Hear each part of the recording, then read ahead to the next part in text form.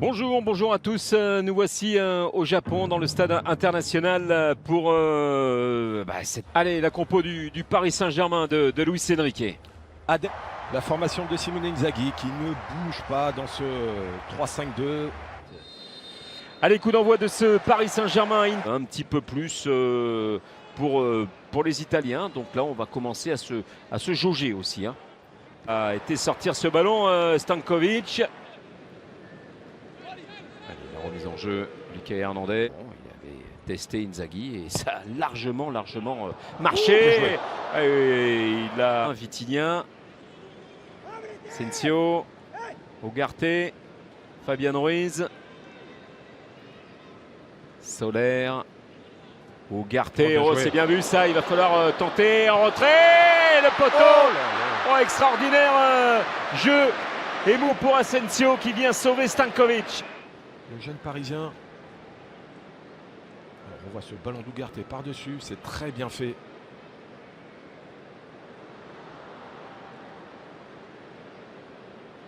C'est bien joué de la part de Soler, ce qui permet à Asensio qu'il soit habitué. Chez nous, c'est comme ça.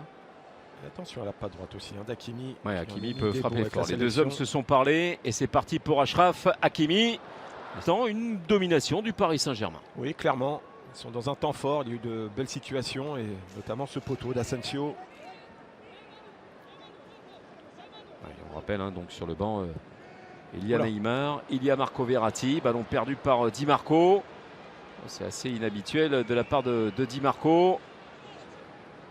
Soler. Et ça revient plein axe, Fabian Ruiz. Il est resté collé à son pied. Le ballon sur sa première touche. Voilà, cet enchaînement-là, ça reste collé sous la semelle. S'il arrive à l'amener directement, il aurait gagné du temps face à Calhanoglu. Travail de la part de Soler. De Asensio, pardon. Et on retrouve Asensio. Il régale en plus avec ce ballon dans les pieds de Achraf Hakimi. Zahir Emery avec Fabian Ruiz. Peut-être là une frappe lointaine sur son bon pied. Et il est contré avec le retour de Matteo Darmian. Et un ballon qui ne sort pas avec Thuram qui était là, avec Dumfries également. Ça y est, ça s'anime aussi du côté de l'Inter. Et c'est Thuram qui est allé traverser tout le terrain pour récupérer cette balle.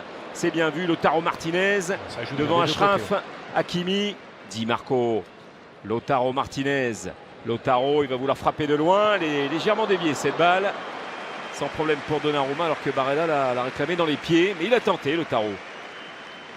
Et là, c'était une énorme séquence des deux côtés. L'action des Parisiens.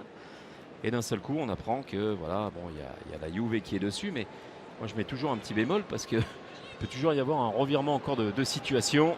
Lucas Hernandez, le relais. C'est un peu compliqué là.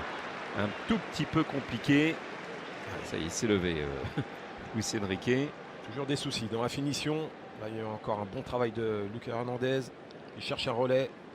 La bonne remise d'Asensio. Techniquement, c'est bien fait. Il y a des chèques qui font la différence. C'est toujours pareil. C'est une distance idéale.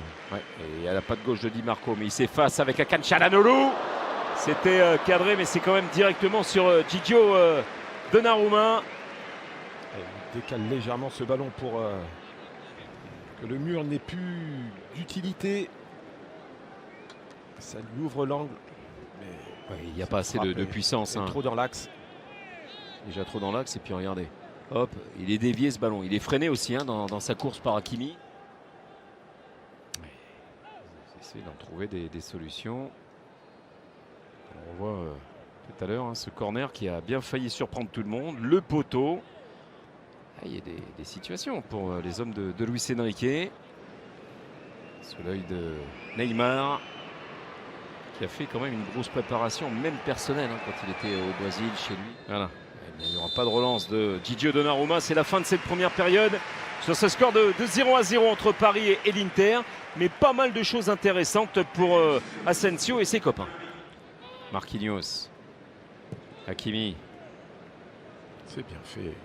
Ouais, c'est ressorti proprement à chaque fois par les Parisiens. Et Zahir Emery. Oui, il a du gaz. Et ça... c'est de bonne alloi. Et oui, il va falloir compter sur lui. Oui, elle semblait un peu écraser cette tentative de Vitinha, mais ça passe pas loin du poteau de Stanko. C'est venu de cette percussion du Titi parisien encore une fois.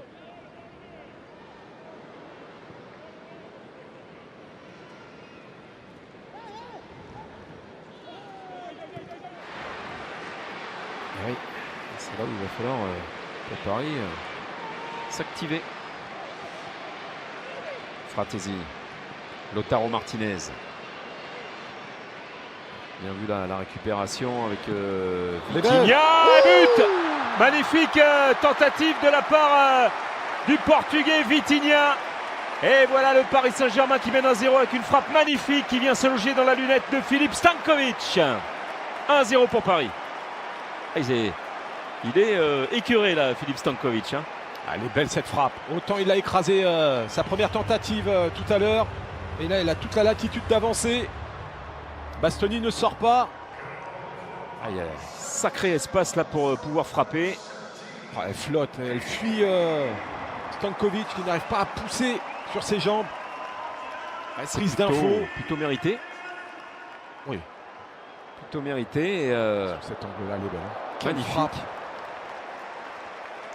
Voilà, et ça, quand on a des joueurs aussi de talent comme ça, quand ça sourit et que ça dégaine, ça fait mouche. Là, on connaissait sa qualité de frappe à Vitinha.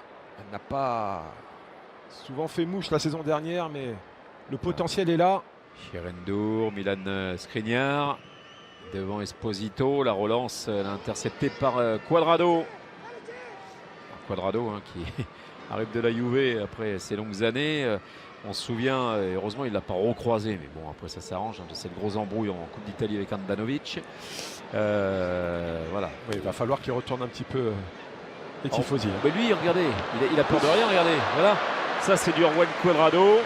Il y en a qui peuvent le regarder, mais en attendant, c'est ça Cuadrado. Il vient vous semer le trouble dans une surface de réparation. Il peut marquer dans un angle incroyable. Et là, il était tout près d'aller égaliser. Il est virevoltant. Et on le connaît, pourtant ce crochet extérieur. Et là, il fait la différence sur Kurzawa et la main ferme. On aperçoit ces deux hommes et Neymar. Vous entendez le public japonais qui salue Ney.